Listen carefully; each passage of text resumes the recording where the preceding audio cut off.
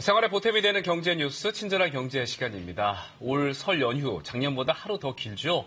연휴 마지막 날 어떻게 마무리하고 계신지 궁금합니다. 네, 설 연휴 세뱃돈과 차례비로 지출도 만만치가 않은데 오늘은 설과 관련된 생활 경제 이야기 박대기 기자와 함께 나눠보겠습니다. 박 기자, 이번 설 저도 조카들한테 세뱃돈 많이 나갔는데요. 네. 이게 한 사람이 대략 얼마의 세뱃돈을 지불하는지가 나왔다고요? 네, 그렇습니다. 설문조사 결과를 보면요. 우리나라 성인 한 사람이 이번 설에 평균적으로 18만 원가량을 세뱃돈으로 지출했습니다. 가장 지출이 많은 분들은 50대 이상 직장인들인데요. 세뱃돈으로 지급한 돈이 33만 8천 원이라고 밝혔습니다. 전체 성인들은 연휴 기간 세뱃돈을 포함해 44만 원을 쓴다고 답했습니다. 해마다 명절이면 지출이 늘어나기 때문에 한국은행은 각 금융기관에 명절 자금을 공급해 왔습니다.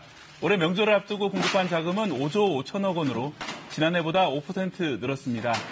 하지만 지난해보다 명절이 하루 길고 자금 수요가 많은 월말과 기간이 겹쳤기 때문입니다. 이 때문에 당장 소비 경기 회복으로 이어질지는 미지수입니다. 네, 경기에 대한 어두운 전망이 많은데 이 설 상여금도 많이 줄지 않았나요? 네, 그렇습니다. 지난해 실적이 좋았던 반도체 회사 같은 경우에는요, 직원들이 거액의 상여금을 받았다는 뉴스가 나왔었는데요. 하지만 상당수 직장인들의 상여금은 오히려 적어진 것으로 보입니다. 800여 기업을 대상으로 설문조사한 결과인데요. 1인당 평균 상여금은 2년 전 78만 원에서 올해는 71만 원으로 조금씩 줄었습니다. 상여금을 지급한다는 기업도 전체의 반이 조금 넘는 수준입니다. 하지만 설 차례상 비용은 줄어들 기미가 보이지 않습니다. 4인 가족 기준으로 설 차례상 장보기 비용은 24만 6천 원으로 지난해보다 1.4% 올랐습니다. 명절이면 이렇게 차례상 차리는 비용뿐 아니라 준비에 노동력도 많이 들어갑니다. 하지만 유교 전문가들은 원래의 차례는 현재 우리나라의 일반적인 모습보다 훨씬 간소한 것이었다고 합니다.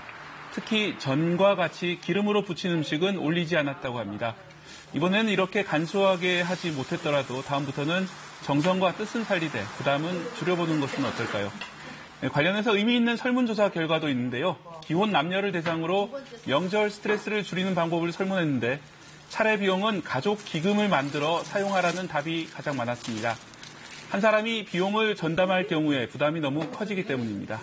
두 번째는 차례상은 전통을 따르되 무조건 차례를 직접 주관하는 사람의 뜻에 맡기라는 겁니다. 네.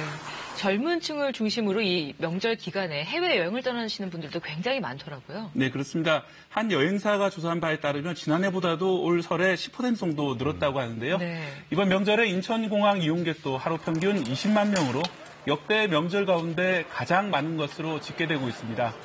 휴가를 낼 틈이 없어서 바쁘게 살았던 젊은 직장인들이 공항에서 많이 눈에 띄었습니다. 여행 다녀오신 분들이 알고 계시면 도움될 만한 정보 몇 가지 소개해드리면요.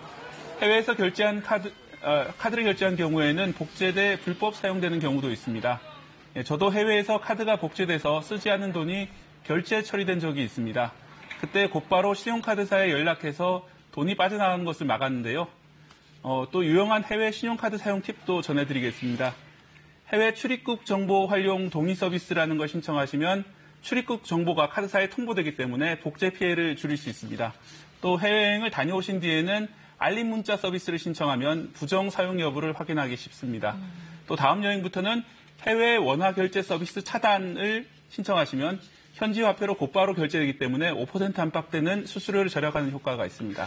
그리고 명절 전후에 이혼이 는다는 말이 있잖아요. 이게 사실인가요? 예. 저도 이제 과거 기사들을 보면은, 명절이 있는 달과 그 다음 달을 비교해보면 10% 정도 다음 달에 늘어난다, 이런 기사들이 있습니다. 하지만 명절 있는 달에는 명절 때문에 이제 휴일이 많기 때문에, 실제로 이제 접수할 수 있는 기간이 줄어듭니다. 그렇기 때문에 착시라는 그런 분석도 있습니다. 하지만 이제 이런 통계와 별개로 명절을 계기로 가족 간의 갈등이 커지는 것은 분명한 일입니다. 기혼 여성 설문조사 결과를 보면, 첫째가 손에 물이 마를 새가 없다. 둘째가 낯선 환경에서 오는 정신적 스트레스를 호소했습니다. 기혼 남성은 명절 스트레스로 장거리 운전과 교통체증, 그리고 고부와 장서 간의 갈등을 꼽았습니다. 하루 남은 연휴 기간에는 명절 기간 고생한 가족들을 위로하고 올해 계획을 함께 세워보는 시간 가지는 게 어떨까요? 네, 오늘 친절한 경제 설과 관련된 생활경제 이야기 나눠봤습니다. 고맙습니다.